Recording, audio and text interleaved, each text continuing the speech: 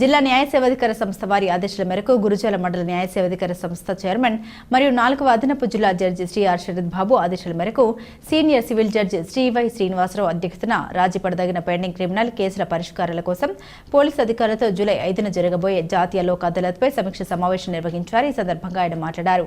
రాజీపడదగిన criminal కేసుని పరిష్కరించడానికి తగిన సహాయ సహకారాలను అందించవలసిందిగా పోలీసులను కోరారు.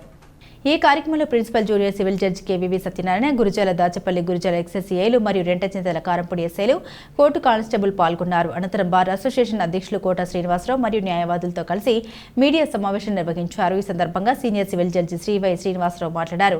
జూలై 5న గురుజాల కోర్టు భవనంలో జరగబోయే జాతీయ లోక్ అదాలత్ గురించి విస్తృతంగా ప్రచారం చేయవలసిందిగా మీడియా మిత్రులను కోరారు. గురుజాల కోర్టు పరిధిలో ఉన్న రాజీ పడదగిన civil, criminal, check bounce, motor వాహన ప్రమాదాల కేసులు, భూ తగాదాలు, కుటుంబ వివాదాలు తదితర కేసులను జూలై 5న జరగబోయే జాతీయ లోక్ అదాలత్ నందు పరిష్కరిస్తారని, ఈ అవకాశాన్ని సద్వినియోగపరచుకోవాల్సిందిగా గురుజాల దాచపల్లి, రెంటచింతల కారంపొడి గ్రామాల ప్రజలను కోరారు.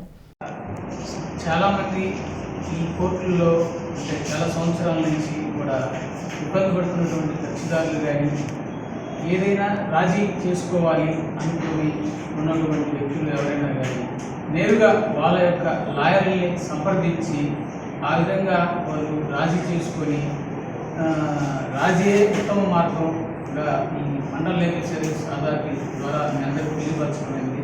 కాబట్టి మీరందరూ కూడా ఈ యొక్క సందేశాన్ని మా గౌరవనీయులైనటువంటి సీనియర్ సివిల్ జడ్జి గారు ఇచ్చినటువంటి సందేశాన్ని అలాగే మా జూనియర్ సివిల్ జడ్జి గారి ద్వారా మీ అందరికీ తెలియపరచడం జరుగుతుంది. కావున ఈ యొక్క అవకాశాన్ని ఎమ్మెల్యేసీ గారికి, జూనియర్ సివిల్ జడ్జి గారికి ధన్యవాదాలు తెలుపుతున్నాను.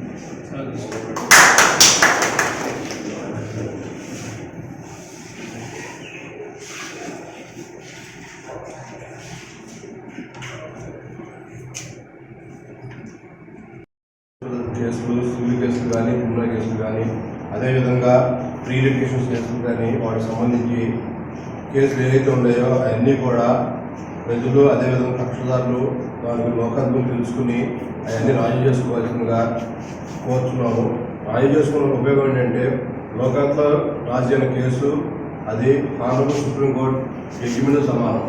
ఏ విధంగా హానరబుల్ సుప్రీంకోర్టు జడ్జిమెంట్ అప్పీల్ ఉందో అదేవిధంగా లోకాత్లో సెటిల్ చేసుకున్న మ్యాటర్స్ అవార్డు కూడా అంత విలువ ఉంటుంది. కాబట్టి ఈ అవకాశాన్ని అందరూ వినియోగించుకోవాల్సిందిగా కోరుతూ 5-7న మెగా లోకాత్ని సక్సెస్ చేయాల్సిందిగా కోరుతున్నాను.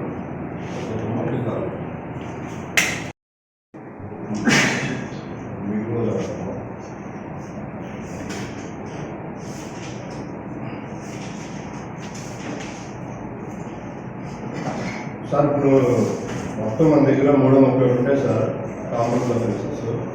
వాటిలో సార్ వచ్చి 36 యూఏలో 22 ఉన్నాయి సార్.